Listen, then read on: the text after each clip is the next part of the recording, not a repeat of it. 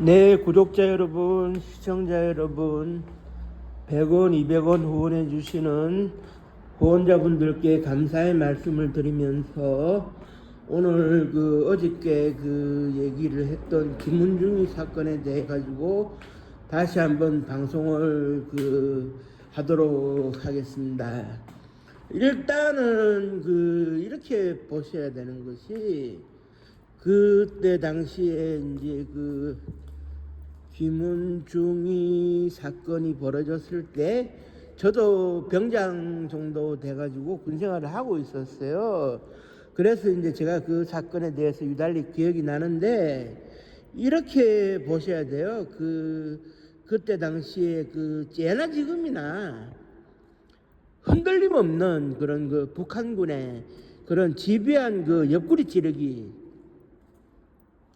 그러니까 이제 JSA의 북한 애들은 민사경찰이라고 부르고 우리는 민정경찰이라고 부르는데, 그 민사경찰 애들이 집요하게 우리 군을 농락합니다. 넘어와라, 잘 살 수 있다. 그래 이제 간부들까지 해가지고 이렇게 다 이제 포섭을 하거든요. 그러한 일을 하는 사람들을 북한에서는 적공조라고 부르는데, 이 적공조 애들이 계속 이렇게 시비를 걸어오는 거예요. 그러니까 그때 당시에 이제 구속이 됐더랬던 이모 중사의 경우도 북한군 초소에 가서 이제 돼지고기에 소주 한잔 하고 오기도 하고, 일부 병사들이 김정일 생일날 무슨 꽃 화분을 선물했다부터 해가지고 이것저것 받아오고 이런 게 많았어요. 거기에다가 그때 당시에 일선 무대에서는 소위 말해서 기합도 주지 마라 이렇게 분위기가 형성돼 가지고 이렇게 구타를 한다든가 이런 거는 좀 생각하기 어려웠을 때인데, 그때 당시에 빠따라 그러죠. 구타가 만연했었어요. JSA에서는. 그래서 일부 병사들이 영창에 가기도 하고 그랬었는데, 그런 상황에서 이제 김은중이가 육사 52기 출신인데, 김은중이가 이제 뭐라 그래야 됩니까? 이걸 바로잡지 않으면, 이거 말이지, 이거 군대가 이거 당나라 군대도 아니고, 이 북한 아들한테 다 넘어가게 생겼으니, 그래 소대장으로서 이거를 바로 잡아야 되겠다 라고 해서 차단하려고 하다가 이런 비극적인 그런 운명을 당했는데,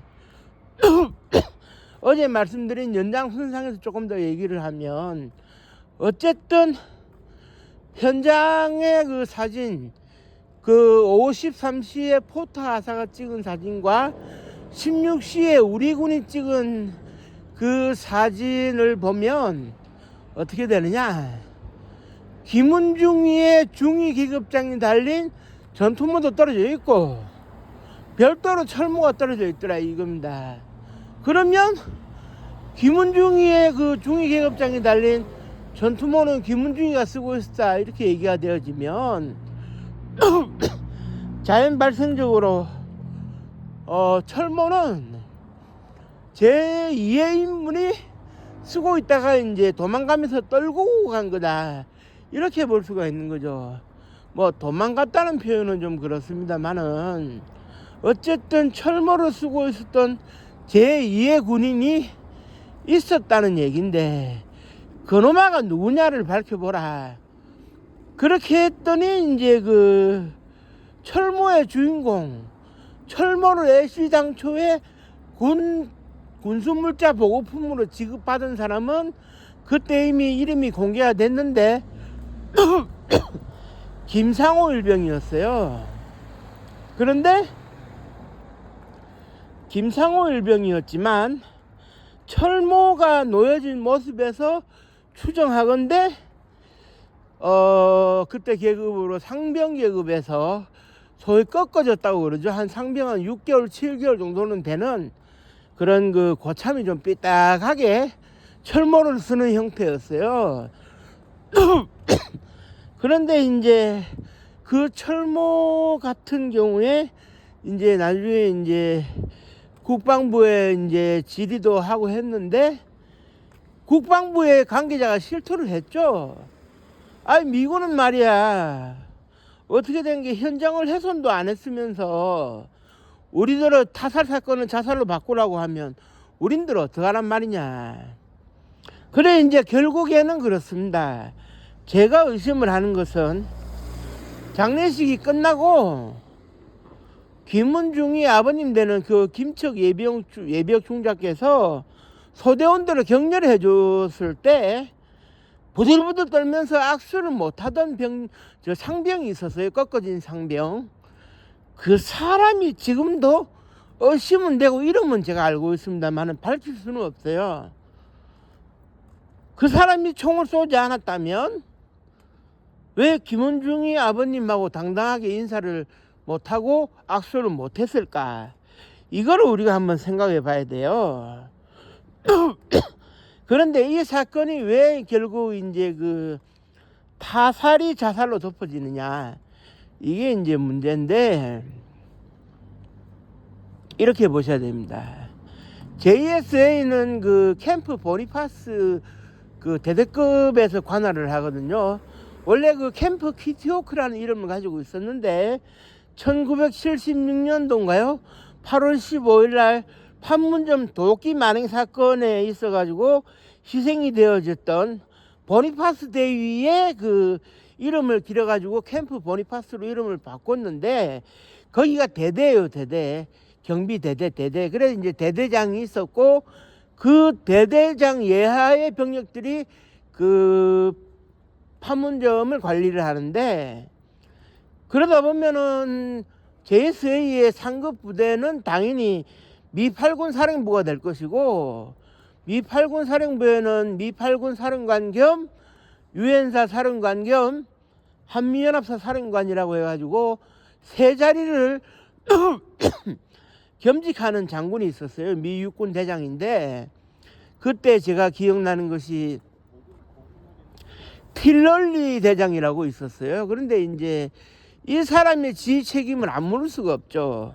한국군 장교가 사망한 것도 그렇고 JSA의 병사들이 북한군과 협잡지를 하고 있었던 사실도 드러났는데 이거는 문제를 안 삼을 수가 없는 거예요. 그런데 문제를 삼기가 애매했던 게, 그때 미 8군 사령관 그 보직을 2년 동안 거치게 되면 필럴리 대장이 제가 알기로 99년도 이쯤 되면은 미 육군 참모총장으로 드디어 영전을 할 그런 입장이 있었죠. 영전을 할 그런 입장이 있었는데 한국군 뭐 지휘관들하고 뭐 다를 거 없어요. 필럴리 대장도 자기가 손해보기 싫으니까 타살보다는 자살이 나으니까 자살로 덮어라, 이렇게 얘기가 됐던 거예요. 자기가 지휘 책임을 지기 싫으니까. 그러니까 이제 JSA에서 그 무수한 그 적공조와의 내통이 일어나는데 이게 군대입니까? 평소시에 적군하고 그 몇 미터 그 상간에서 이제 그 콘크리트 둔덕을 하나에 사이에 두고 마주치는 군인들이 밤에는 그 내통해가지고 얻어먹고 나눠주고 선물 주고 우리 한번 잘해보자우, 이게 말이 안 되는 거예요. 그러면 결국 JSA 그 경비대대, 미군 경비대대 캠프 보니파스의 관계자들이 잘못하고 있었다는 얘기입니다. 그 신원들이나 인사 발령 등등은 한국군이 내고 제대 명령도 한국군이 내려주지만 평소시에 작전 임무의 관리는 보니파스의 그 대대장이 하는 거 아니겠습니까? 그러면 대대장이 나서가지고 처음부터 이렇게 그 관리를 잘 했어야죠. 관리를 못한 책임이 있는데 사고가 터졌을 때 책임은 지기 싫다. 그러면 어떡합니까? 그거 어떡하냐고요. 명백한 타살인데 그걸 말이지 어떻게 해서든지 말이지 그 뭐라 그래야 됩니까? 자살로 덮어보려고 이 생쇼를 하는 게 미군 차원에서도 이게 웃기는 얘기입니다. 웃기는 얘기예요.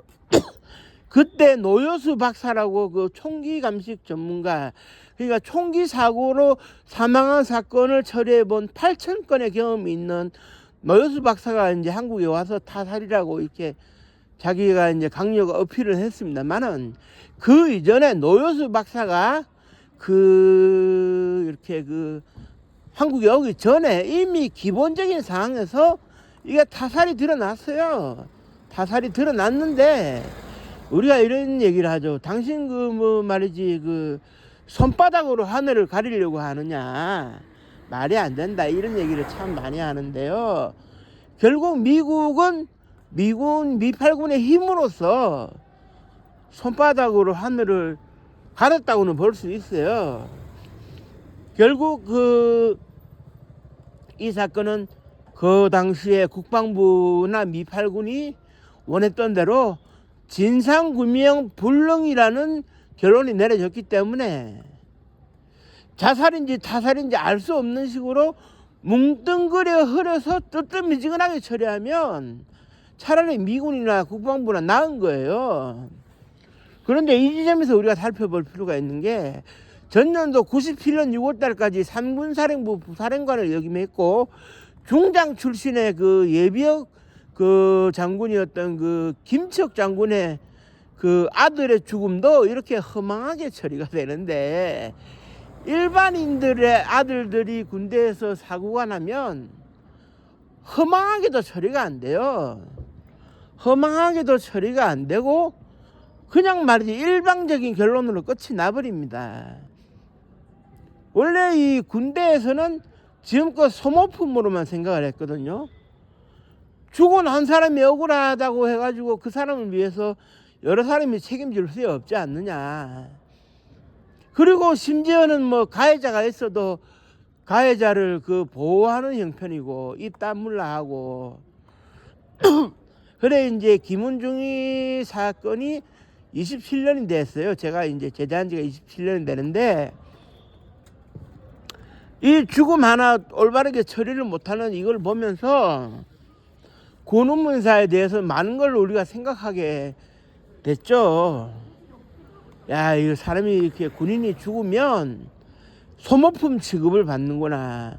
물론 군의 법령에는 규정이 되어 있습니다.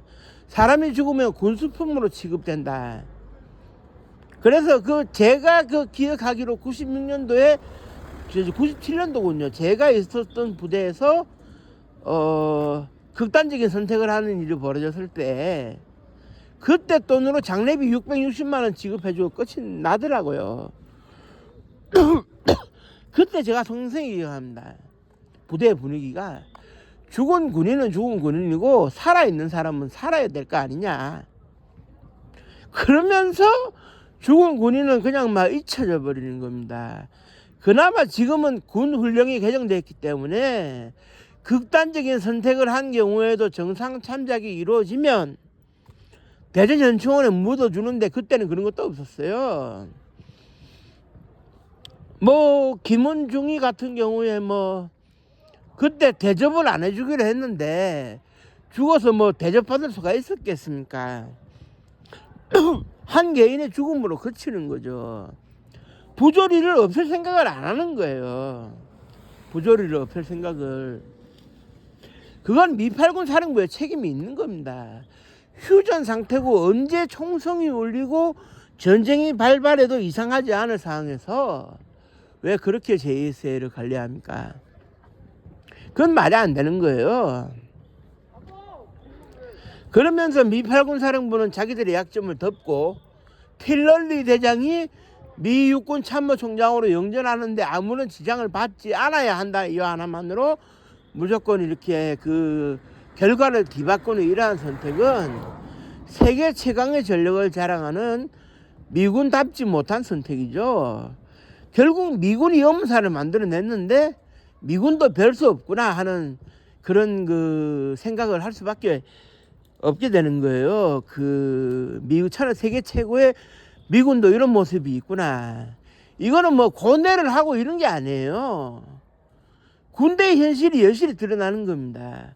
미군도 별 수 없구나. 결국 죽은 사람만 억울한 것이지.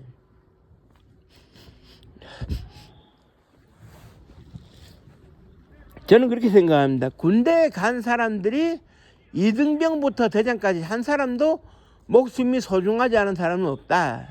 그렇다면 한 사람 한 사람의 생명을 소중하게 이제 생각할 수 있어야 되고, 누가 죽었으면 모두가 가슴 아파할 수 있어야 되는 이런 군대 환경을 우리가 만들지 못하면요, 그 누구도 웃으면서 군대를 못 가고 도살장에 끌려가는 소만큼 이렇게 비참하게 이제 군대를 가야 되거든요.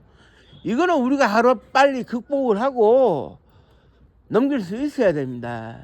언제까지 이렇게 구식으로 답습할 수는 없어요. 이걸 우리가 이제 슬기롭게 극복할 수 있고 새로운 체제로 제도적, 법적, 제도적으로 개편할 수 있을 때 우리 군은 진짜 최강의 군대로 거듭날 수 있다, 이렇게 생각하고요. 우리 군대가 어디까지나 북한군이 하던 식으로 답습하면 북한군보다 못하다는 소리를 들을 수밖에 없으니까 이 점을 우리가 고민을 해서 앞으로 이런 일이 절대 발생하지 않도록 그 원인을 속속들이 밝혀서 제거를 할 필요가 있을 겁니다. 앞으로 보다 더 나아진 군대를 바라는 마음으로 오늘 방송을 했는데요. 참 가슴 아픈 일이 더 이상은 없었으면 좋겠습니다. 오늘 방송은 이것으로 마치고요. 시청해 주신 모든 분들께 감사의 말씀 드립니다. 고맙습니다.